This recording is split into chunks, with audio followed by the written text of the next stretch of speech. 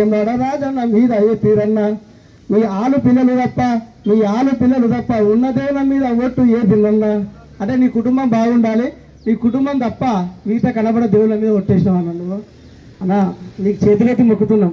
కాంట్రాక్టులకు కమిషన్ల మీద ఇస్తున్నావు కదా పైసలు, కమిషన్లకు ఇచ్చినట్టు విలువ మా సర్పంచ్ ప్రాణాలకు లేదా అని ఈ సభ ద్వారా నేను అడుగుతున్నాను. అన్నా నీకు చేతులెత్తి మొక్కుతున్నాం. మేము కమిషన్లు ఇచ్చే పరిస్థితుల్లో లేమన్నా.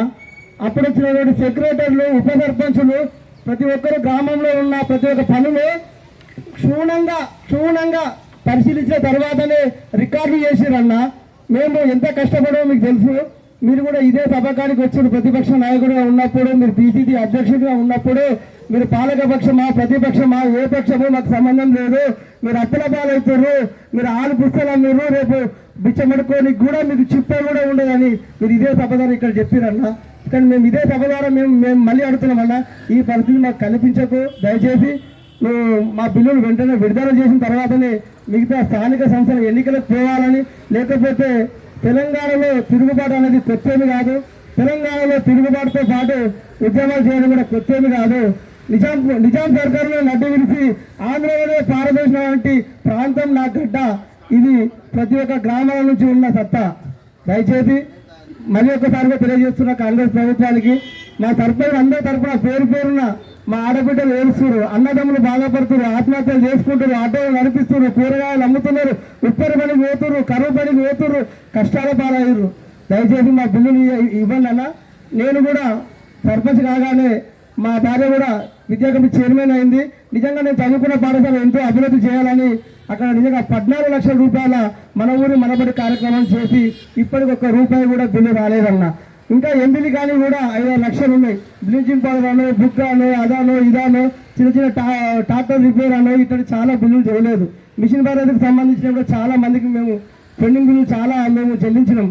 దయచేసి మీరు ఇప్పటికైనా మా సురువు యాదవ్ నిజంగా చెప్పాలంటే ఎంతమందిని సర్పంచ్ అరెస్ట్ చేసినా, ఎంతమందిని ఏం చేసినా ఆయన వెంబడి రోజు 5 నుంచి 10 మంది ఇంటెలిజెన్స్ వర్గాలు ఆయన ఫోన్ చేసి టార్చర్ చేసిన యాదవ్ని ఎక్కడ ఇరికిద్దాం, ఎక్కడ చేద్దాం అని, ఏ కేసులు ఇరికిద్దాం అని ఏదైనా ఉన్నదాన్ని కూడా ఆయన చేస్తే కడిగిన ముత్యంలాగా ఉంటూ ఎప్పటికప్పుడు అందరూ చైతన్యపరుస్తూ ఇట్టి సభ దాకా కూడా పట్టు మీద కూడా వచ్చినామన్నా. నీకు అందరం తెలంగాణ తరఫున అందరి తరఫున కూడా నీకు కూడా కృతజ్ఞత అన్న.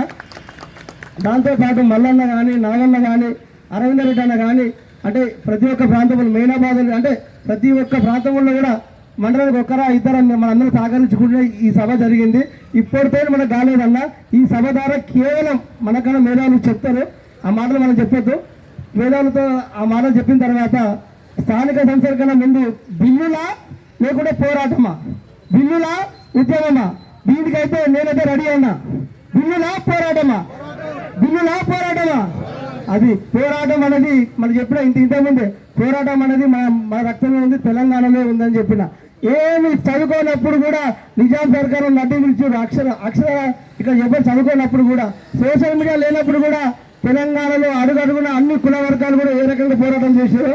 సర్పంచులు అంటే ఏ ప్రాంతానికి సంబంధించినది కాదు. సర్పంచులు అనేది ఎన్నిక అనేది ఒక గ్రామం ఎన్నుకుంటారు, ఏ పార్టీకి సంబంధం లేకుండా ఎన్నుకుంటారు. అట్లాంటి ఎన్నుకోబడిన సర్పంచులు కన్నీరు కారిస్తే బాగుంటుంది, రైతు చేస్తే రాజ్యం బాగుంటుంది, సర్పంచ్ చేస్తే దేశం కూడా బాగుంటుందని ఈ సభ ద్వారా హెచ్చరిస్తున్నా. సర్పంచుల ఐక్యత, పోరాటమా బిల్లులా? పోరాటం కావాలంటే బిల్లులు ఆపు.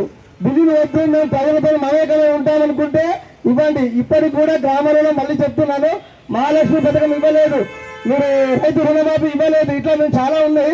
కానీ మేము సర్పంచ్ సమస్య మీద మాట్లాడుకోబోతున్నా. దయచేసి